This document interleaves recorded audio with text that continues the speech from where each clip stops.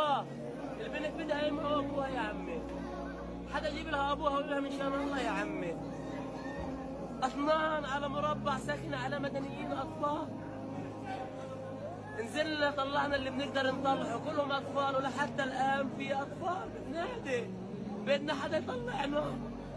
الدفاع المدني فيش عنده امكانيات يقدر يرفع الركام وقاعدين بنسمع اصوات، طلعونا من شان الله.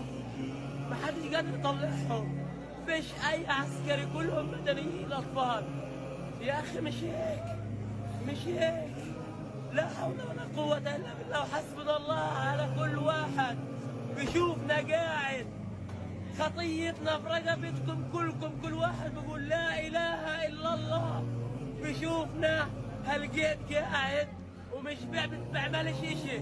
كبيركم تكتبوا كلمة على النت على الفيس، كبيركم تطلع مظاهرات حول السفرات. يا عمي احنا بدناش اكل، احنا بدناش شرب. وقفوا العدوان كرمال الله من شان الاطفال بس. هذا الفيديو أمانة برقبة كل مسلم ومسلمة. شارك واعمل إعادة نشر ولك الأجر بإذن الله تعالى.